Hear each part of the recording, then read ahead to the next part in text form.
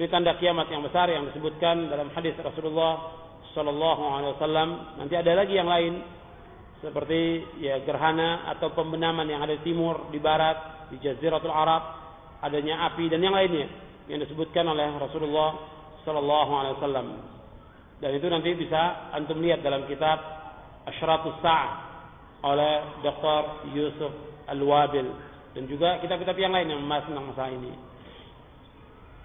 Jadi sebelum terjadinya kiamat, Allah tunjukkan tentang tanda-tanda kiamat yang besar, hal-hal yang sangat luar biasa sebelum terjadinya kiamat. Karena setelah itu Allah akan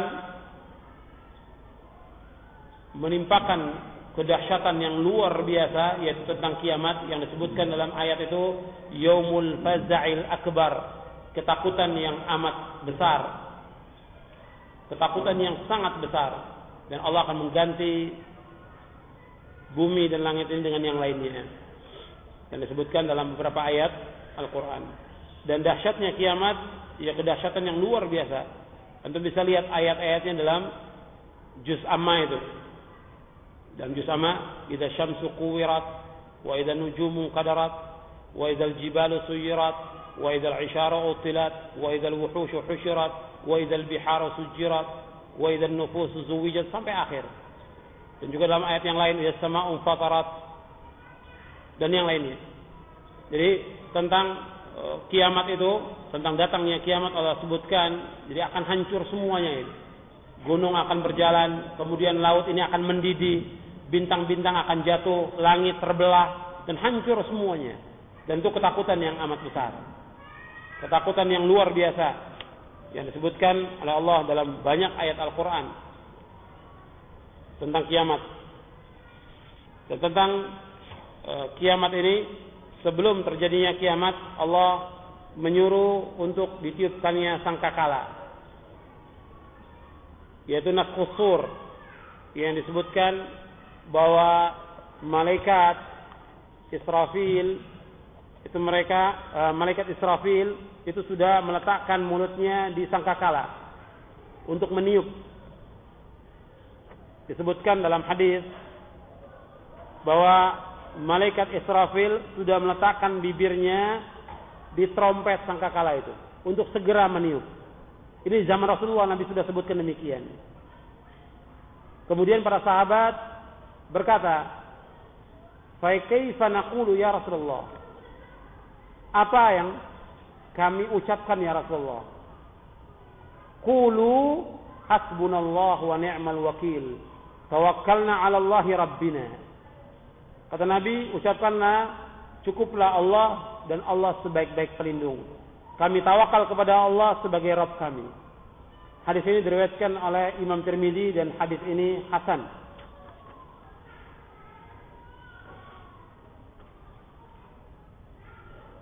Jadi malaikat Israfil ini sudah meletakkan bibirnya, kata Nabi di awal ayat hadis ini dari Abu Sa'id Al-Khudri, ketika sahabat bertanya, Rasulullah, bagaimana tentang kenikmatan yang ada ini?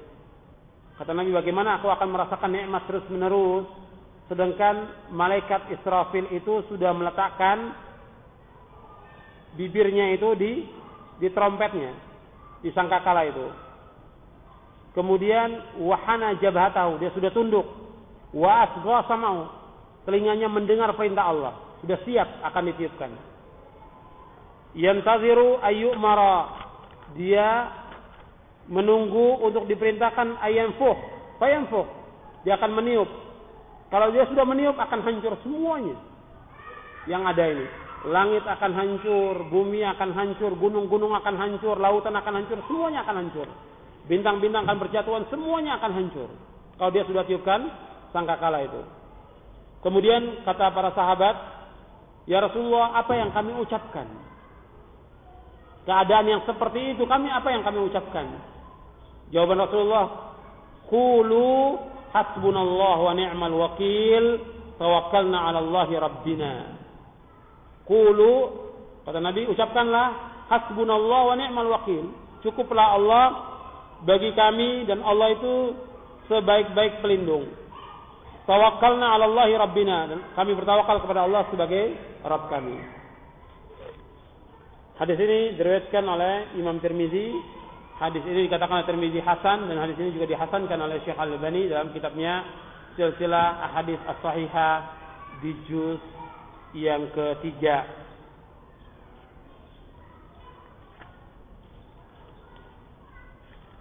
Kemudian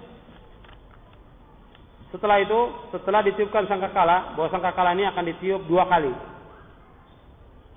Yang sekali tentang hancurnya semua yang ada, yang kedua kali yaitu bangkitnya manusia dari kuburnya menuju Rabbul Alamin. Ayatnya Allah sebutkan dalam surah Az-Zumar, surah 39 ayat 68. Surah 39 ayat 68. Allah berfirman, "Wa nufikha fis-sur fasa'iqa man fis samawati wa man fil ardi illa man syaa Allah, thumma nufikha fi ukhra fa idzahum qiyamun yanzurun." Dan ditiupkan sangkakala, maka pingsanlah apa yang di langit, atau matilah apa yang di langit dan di bumi, kecuali yang dikehendaki oleh Allah. Kemudian ditiup sekali lagi, dan tiba-tiba mereka bangkit. Dan mereka melihat, artinya mereka menuju kepada Rabbul Alamin. Allah menyebutkan dalam Al-Quran bahwa tiupan yang pertama dikatakan Ar-Rajifah, tiupan yang kedua dikatakan Ar-Radifah. Yauma tarjufur rajifah tatba'uha ar-radifah. Dalam ayat yang lain disebutkan setelah ditiup sangkakala yang kedua itu, wa nufikha fis-sur fa idzahum minal ajdati ila rabbihim yansilun. Apabila ditiup sangkakala, maka bangkitlah manusia dari kuburnya menuju kepada Rabbul Alamin. Kemudian jarak antara 2 tiupan itu pernah ditanyakan, jarak antara 2 tiupan dalam Sahih Bukhari disebutkan, dan juga dalam Sahih Muslim, ketika Nabi ditanya tentang 2 tiupan, apakah Nabi menyebutkan 40? Apakah 40 hari? Apakah 40 bulan? Apakah 40 tahun? Nabi tidak menjawab. Hadis ini diriwayatkan oleh Imam Bukhari dalam kitab tafsir ketika menafsirkan surah Az-Zumar, dan diriwayatkan oleh Imam Muslim dalam sahihnya. Jadi tentang jarak antara 2 tiupan itu tidak dijelaskan apakah 40 hari, apakah 40 bulan, atau 40 tahun.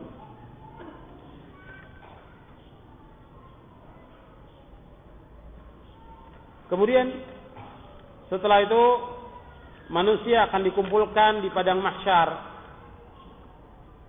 Jadi setelah itu manusia akan dikumpulkan di padang mahsyar dalam keadaan telanjang. Kalau ada orang bertanya tentang manusia yang dikumpulkan, yang bangkit dari kuburnya itu padahal mereka sudah dimakan oleh tanah, ini kekuasaan Allah. Allah yang maha berkuasa, Allah yang menciptakan dari tidak ada, kemudian ada, kemudian mereka mati, dan Allah akan mengembalikan lagi. Dan itu tidak berat bagi Allah Subhanahu wa taala. Semuanya sangat mudah. Semuanya itu sangat mudah. Dalam riwayat disebutkan bahwa semua dari anggota tubuh manusia ini akan dimakan oleh tanah,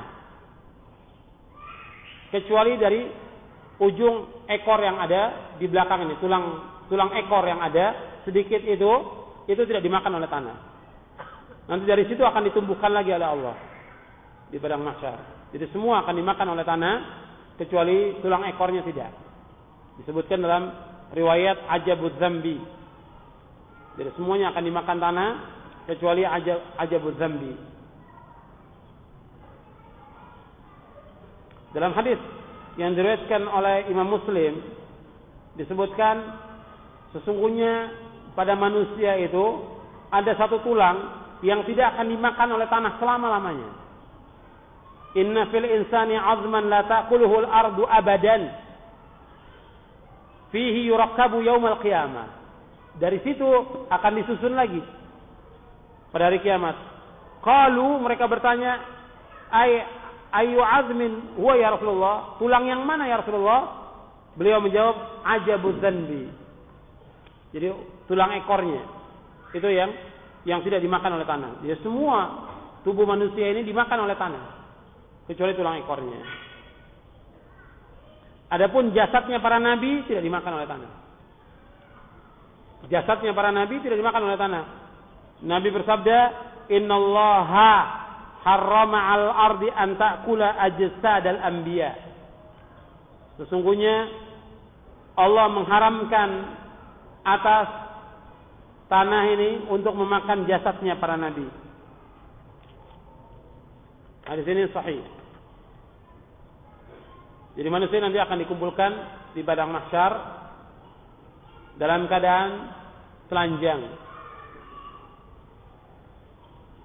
Dalam keadaan telanjang, ketika Nabi menyebutkan tentang masalah ini, Aisyah radhiyallahu anha mengatakan, ya Rasulullah, apakah dikumpulkan dalam keadaan telanjang kemudian yang satu melihat kepada yang lain? Nabi mengatakan, ya Aisyah, al-amru asyad. Urusan pada hari itu sangat berat urusan pada hari itu. Dan semua manusia memikirkan tentang dirinya. Mereka akan mempertanggungjawabkan tentang apa yang mereka lakukan di muka bumi ini. Semuanya akan memikirkan tentang dirinya. Dan semua akan lari dari keluarganya, dari istrinya, dari anaknya, dari orang tuanya. Yauma yafirrul mar'u min akhi wa ummihi wa abi wa sahibatihi wa bani. Likulli imri'in minhum yauma idzin sya'nu yughni. Jadi orang itu akan lari dari saudaranya. Yauma yafirrul mar'u min akhi wa ummihi wa abi, dia akan lari dari ibunya, dari bapaknya. Wa sahibatihi wa bani, dia akan lari dari istri dan anaknya. Dan semua pada hari itu mempunyai urusan masing-masing, bertanggung jawab tentang apa yang mereka lakukan di muka bumi ini. Semua bertanggung jawab kepada Allah tentang apa yang mereka lakukan di muka bumi. Dan tidak ada satupun yang terluput bagi Allah, tidak ada. Semuanya akan diperlihatkan oleh Allah tentang apa yang mereka lakukan di muka bumi. Yauma tublas sarair, pada hari yang dibuka semua rahasia. Semua rahasia itu akan dibuka oleh Allah, dan apa yang mereka lakukan semuanya akan diperlihatkan oleh Allah Subhanahu wa ta'ala. Yang mereka lakukan di muka bumi ini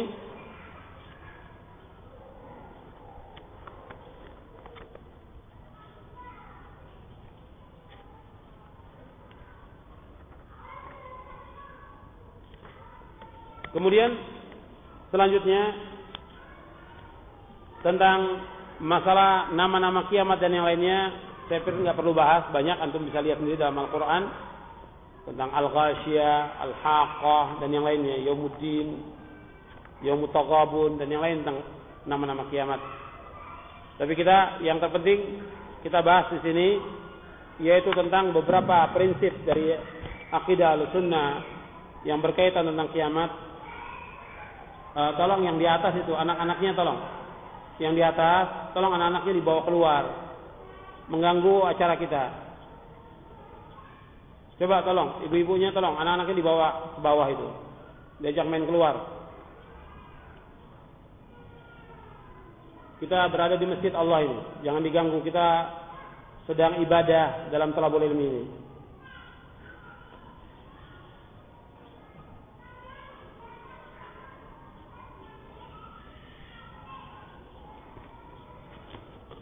Selanjutnya kita bahas tentang yang berkaitan tentang apa yang terjadi pada hari kiamat, yaitu yang pertama, artinya saya sebutkan ini bukan berarti berurutan demikian, akan tapi saya mengambil dari kitab Aqidah Wasithiyah oleh Syekhul Islam Ibnu Taimiyah dan juga kitab-kitab yang lainnya, yaitu tentang dikumpulkannya manusia di padang mahsyar ditegakkannya timbangan, dibukakannya catatan-catatan amal, adanya hisab, adanya haud telaga, adanya sirat jembatan, adanya syafaat, adanya surga dan adanya neraka.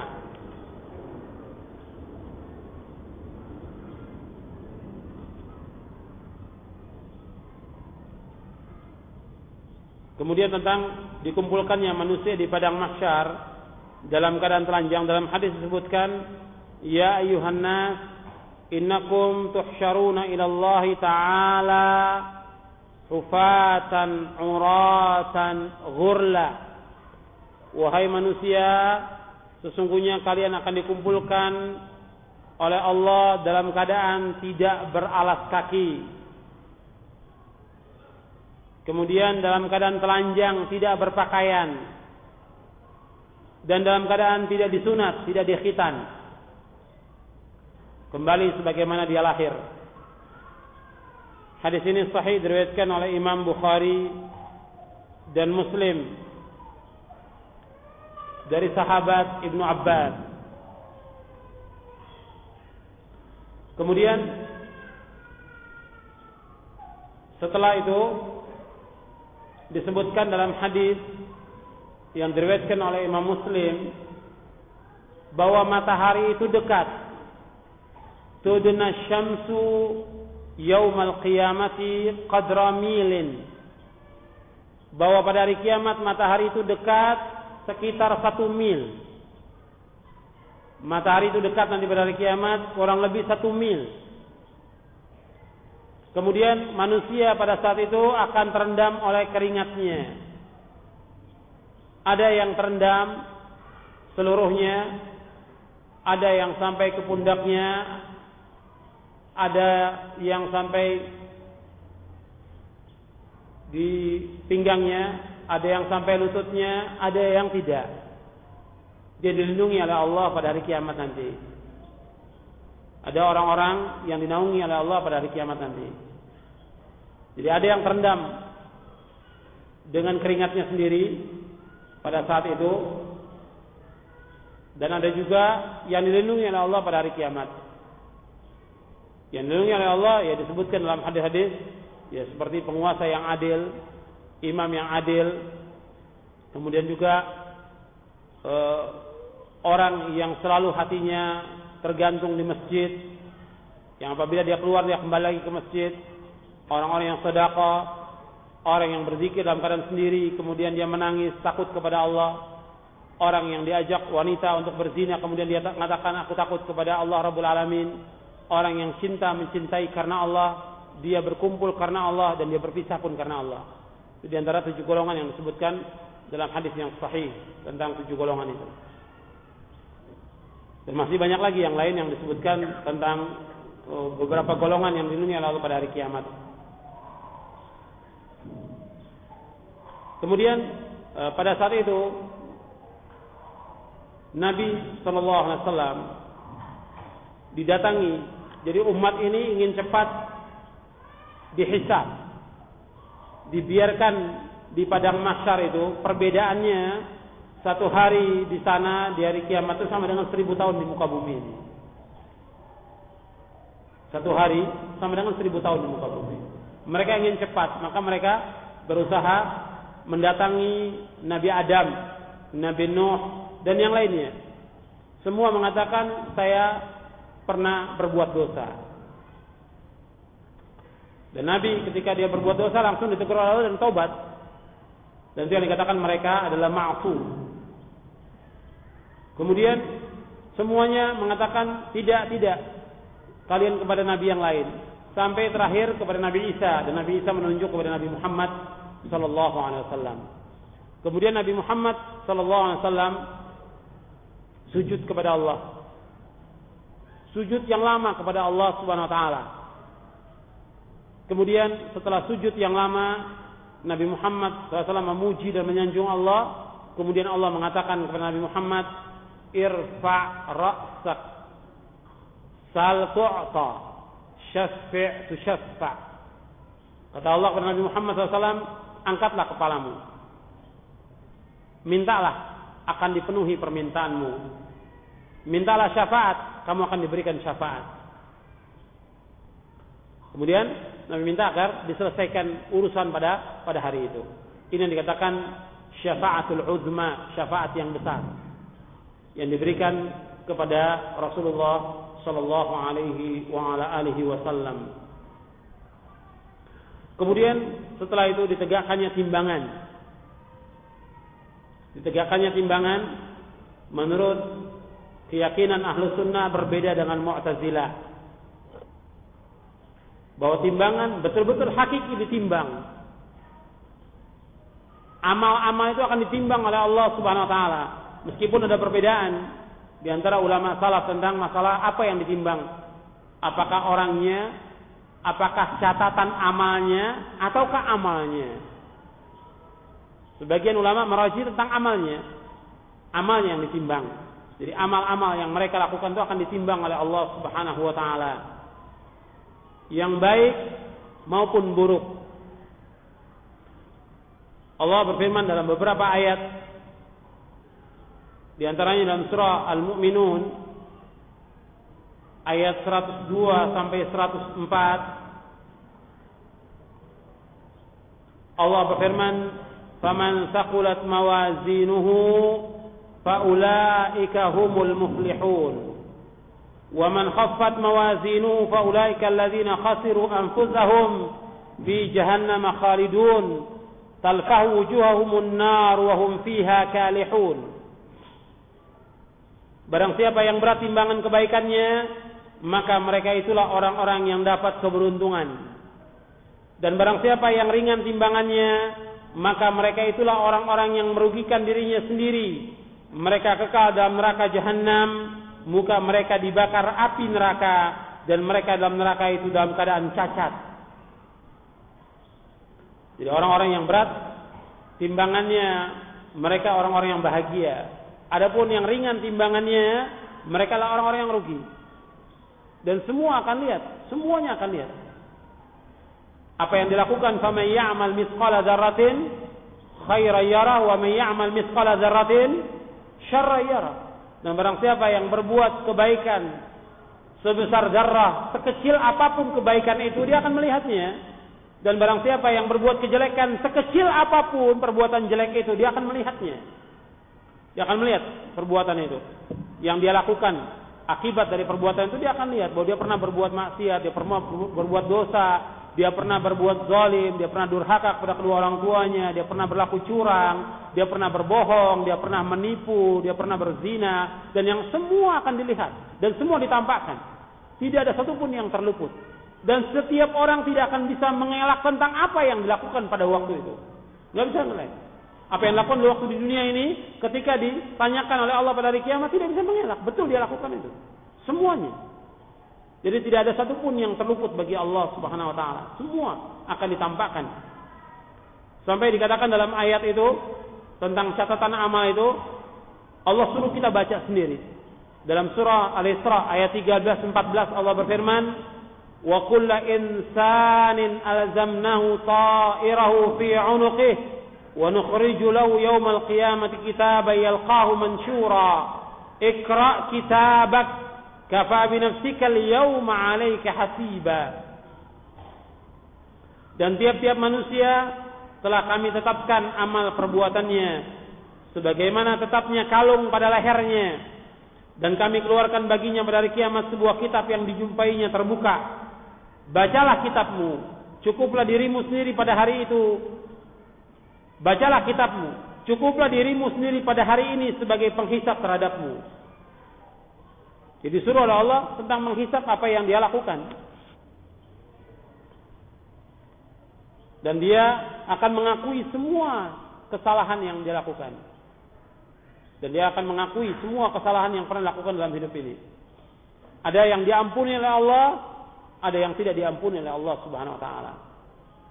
Dan nanti semua dari yang baik dan buruk itu akan ditimbang oleh Allah pada hari kiamat, semua akan ditimbang. Kemudian setelah mereka ditimbang amal-amalnya, dan amal yang paling baik yang ditimbang dan paling berat pada hari kiamat timbangan itu yang pertama tentang tauhid kepada Allah, itu paling berat timbangannya.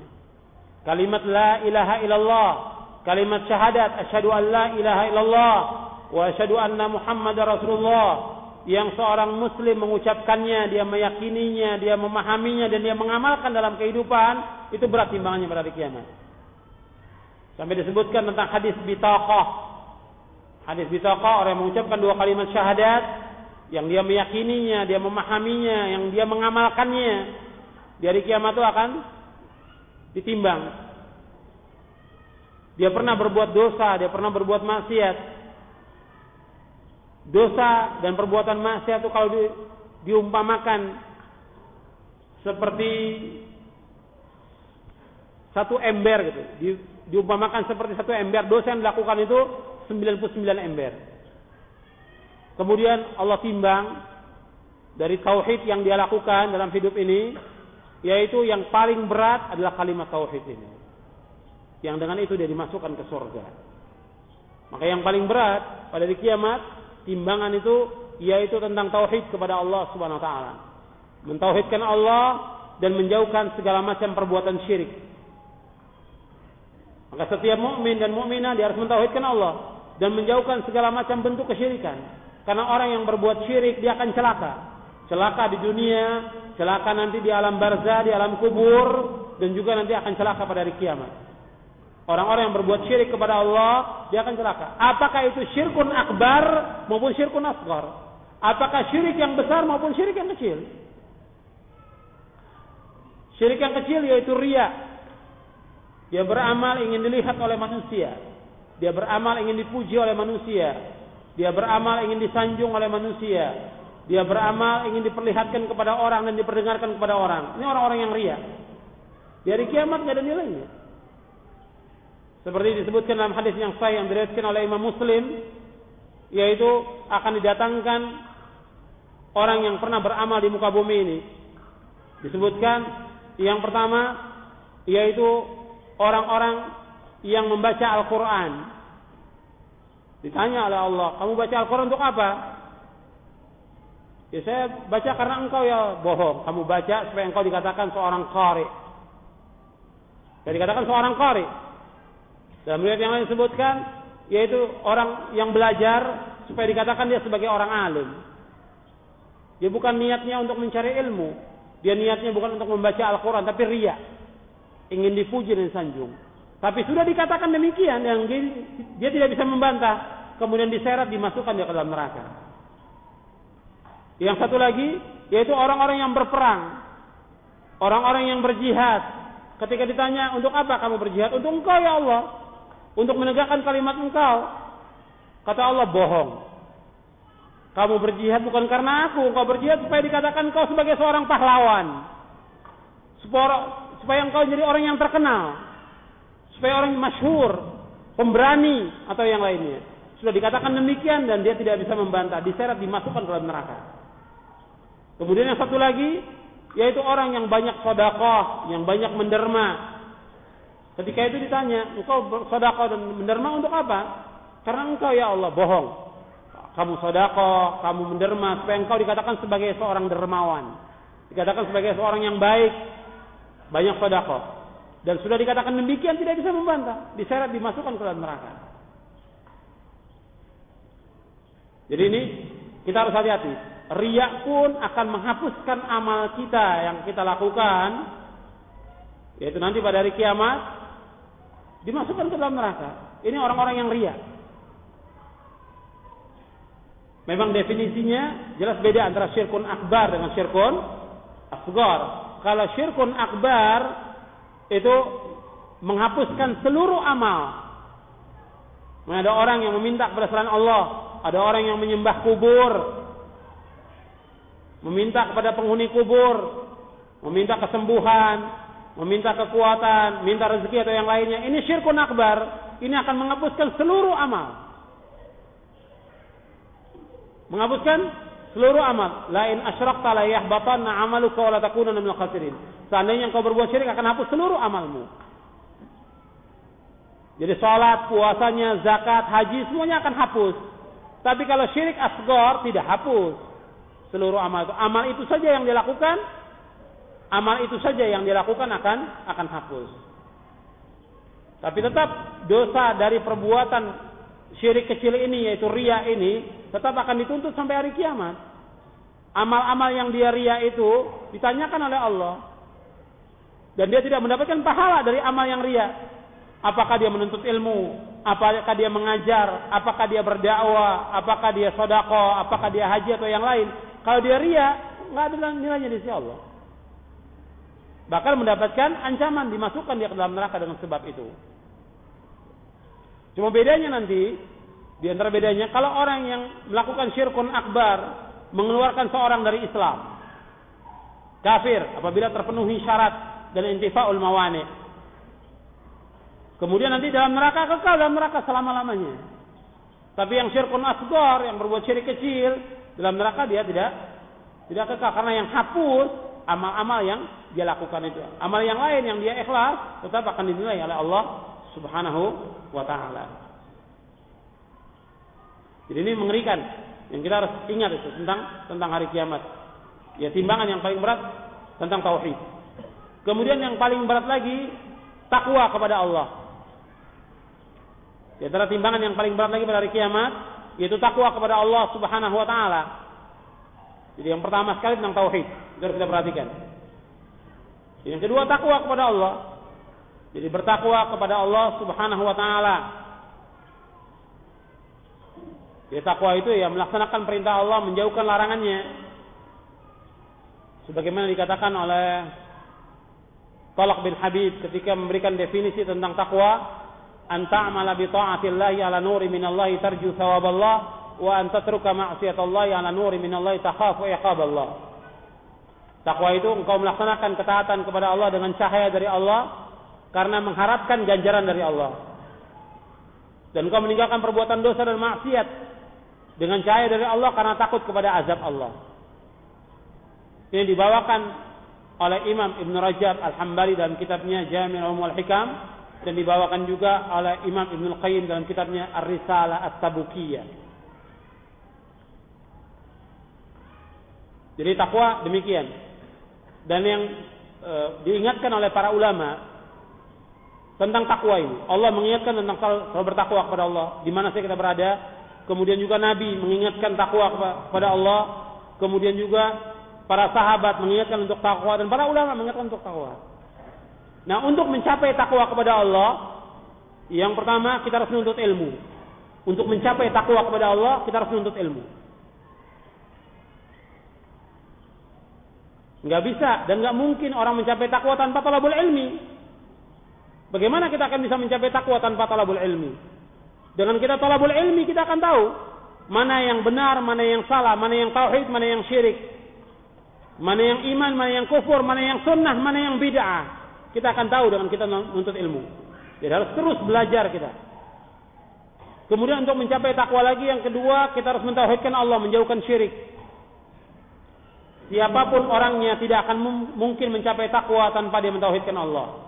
Apakah dia seorang ustaz, seorang dai, seorang kiai, atau siapa saja, tidak mungkin dia akan mencapai takwa tanpa dia mentauhidkan Allah dan menjauhkan syirik. Tidak mungkin dia akan mencapai takwa tanpa mentauhidkan Allah. Jadi seorang akan bisa mencapai takwa kepada Allah apabila dia mentauhidkan Allah dan menjauhkan segala macam perbuatan syirik. Kemudian yang ketiga, seperti definisi Talq bin Habib rahimahullah, yaitu melaksanakan perintah-perintah Allah, menjauhkan larangannya.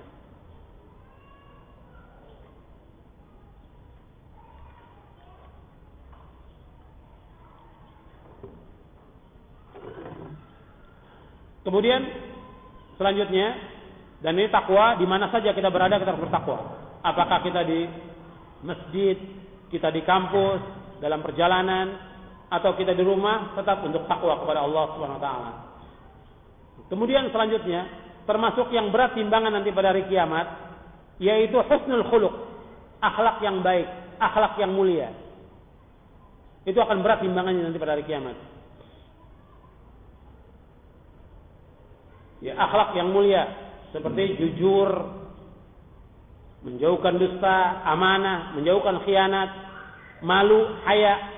Ini termasuk akhlak Islam. Malu. Malu, kita malu untuk berbuat dosa dan maksiat. Malu untuk meninggalkan kewajiban yang Allah bebankan kepada kita. Malu untuk melanggar syariat. Itu yang dikatakan malu. Makanya dikatakan oleh Nabi, al-haya khairun kulluhu. Dalam riwayat yang lain, al-haya kulluhu khairun. Malu itu semuanya baik. Malu itu semuanya baik.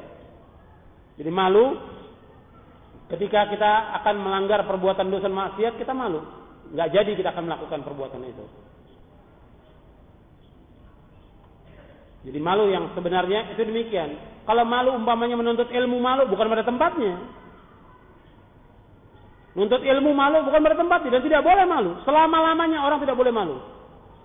Apakah dia sebagai guru, sebagai ustadz, sebagai dosen, sebagai orang kaya, sebagai pimpinan atau sebagai bawahan, siapa saja tidak boleh malu menuntut ilmu.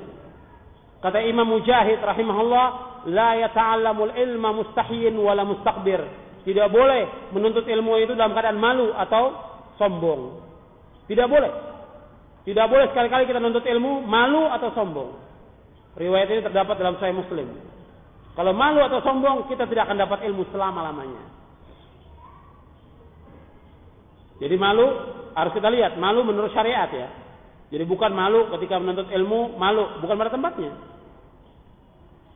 Malu untuk sholat berjamaah di masjid, bukan pada tempatnya. Malu untuk pakai jilbab, bukan pada tempatnya. Dan tidak boleh malu, justru dia harus malu dengan pakaian dia yang terbuka auratnya. Karena perempuan-perempuan yang terbuka auratnya nanti pada hari kiamat tidak akan mencium bau sorga. Tidak akan mencium bau sorga. Perempuan-perempuan yang telanjang itu perempuan yang tidak punya malu. Yang tidak punya malu. Maka di hari kiamat dikasih hukuman oleh Allah, dia tidak akan mencium bau sorga.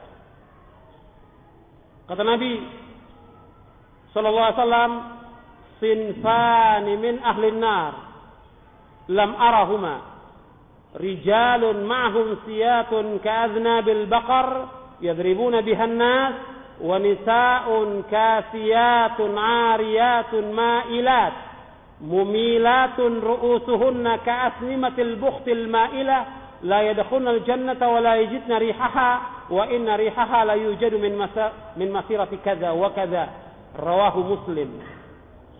Kata Nabi, ada dua golongan yang mereka masuk neraka, aku belum pernah lihat pada zamanku ini. Yaitu orang-orang yang membawa pecut, yang dia memecut manusia dengan pecutnya itu. Ada sebagian ulama mengatakan yaitu penguasa-penguasa yang zalim. Yang kedua yaitu algojo yang suka memecut manusia. Yang kedua yaitu perempuan-perempuan yang berpakaian tapi telanjang. Yaitu kepala mereka seperti punuk onta yang mereka berjalan berlenggak-lenggok. Mereka tidak akan mencium bau surga. Tidak akan mencium tentang aroma surga. Tentang aroma surga tercium dengan sejauh perjalanan segi dan segini. Ada yang mengatakan selama sejauh perjalanan 40 tahun dia tidak akan mencium aroma surga. Hadis ini sahih diriwayatkan oleh Imam Muslim. Jadi ingat, perempuan-perempuan yang berpakaian tapi telanjang, yang terbuka auratnya, mereka tidak punya malu. Kalau dia malu, dia tutup auratnya. Dia menutup auratnya, tidak boleh terlihat pada orang lain. Dia harus menutup auratnya sesuai dengan syariat. Kemudian di antara akhlak yang mulia lagi yang saya sebutkan yang berat timbangannya nanti pada hari kiamat, yaitu dari akhlak ini macam-macam yang disebutkan oleh para ulama. Ya di antaranya tadi jujur, menjauhkan dusta, kemudian amanah, menjauhkan khianat, kemudian malu, kemudian memenuhi janji, kemudian menolong orang, kemudian menyingkirkan gangguan dan yang lainnya. Ini termasuk dari husnul khuluq, akhlak yang mulia.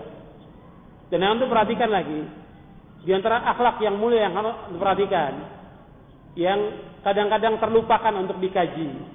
Dari pembahasan tentang akhlak yang paling penting, itu antum ingat bahwa ketika kita disuruh untuk berlaku baik kepada manusia, pertama kali orang yang harus kita berbuat baik orang tua kita. Dalam akhlak sering dibahas bagaimana kita dalam bergaul, bagaimana kita berbuat baik kepada orang dan yang lainnya. Tapi kadang-kadang tidak dibahas bagaimana berbuat baik kepada orang tua. Atau dikaji hanya selintas. Padahal yang paling penting yaitu berbuat baik kepada orang tua. Di samping akhlak dia kepada Allah, mentauhidkan Allah, menjauhkan syirik, melaksanakan kewajiban, menjauhkan larangan. Kemudian akhlak dia kepada Rasul, taat kepada Rasul. Kemudian akhlak kepada manusia. Pertama kali manusia yang kita harus berakhlak setelah Rasulullah yaitu orang tua. Tidak boleh kita berkata kasar, tidak boleh kita berkata tidak boleh kita menengking dan menghardik orang tua. Ini akhlak yang mulia dan timbangannya akan berat pada hari kiamat, yaitu orang yang berbuat baik pada orang tuanya. Adapun kalau dia durhaka, maka dia diancam dengan tidak masuk surga. Anak yang durhaka termasuk anak yang diancam tidak masuk surga. Nabi ketika menyebutkan 3 golongan yang tidak masuk surga, salasun la yadkhuluna jannah wa la yanzurullahu ilaihim yaumal qiyamah. Yang pertama kata Nabi, al-aq li walidayhi. Al-aq li walidayhi wal mar'atul mutarajjilatul mutasyabbihatu birrijal wad dayyus. Dalam riwayat yang lain, mudminul khamr. Ada 3 golongan yang diancam tidak masuk surga dan Allah tidak akan lihat dia pada hari kiamat. Yang pertama kali, anak yang durhaka pada kedua orang tuanya. Anak yang durhaka termasuk yang tidak akan dilihat oleh Allah pada hari kiamat. Dia ancam tidak masuk surga. Kemudian, perempuan yang menyerupai laki-laki. Yang ketiga, dayus, yaitu kepala rumah tangga yang membiarkan adanya kejelekan dalam rumah tangganya. Yang membiarkan anaknya tidak sholat, membiarkan anaknya minum khamar, membiarkan anaknya berzina. Dayus. Dalam riwayat yang lain, di antara yang tidak masuk surga, yang diancam tidak masuk surga, yaitu mudminul khamar, pecandu khamar. Pecandu khamar. Itu juga termasuk yang diancam tidak masuk surga. Yang pertama tadi, yang diancam tidak masuk surga, anak yang durhaka. Makanya kalau kita pernah berbuat yang tidak baik kepada orang tua, kita bertaubat kepada Allah. Karena Allah menyuruh kita berbuat baik pada orang tua kita.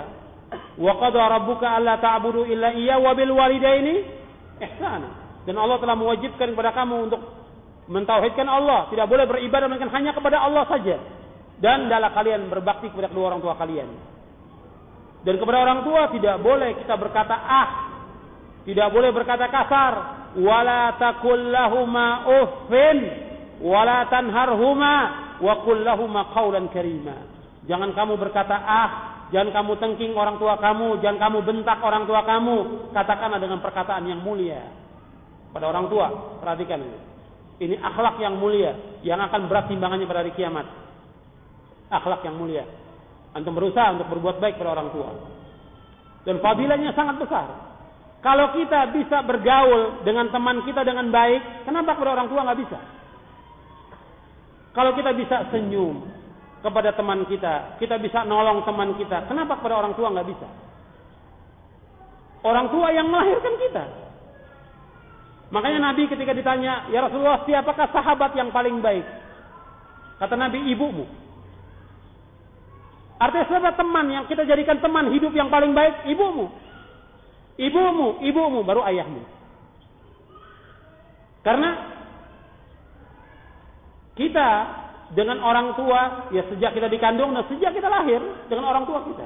Adapun dengan yang lain, kita bertemu di perjalanan dalam hidup ini.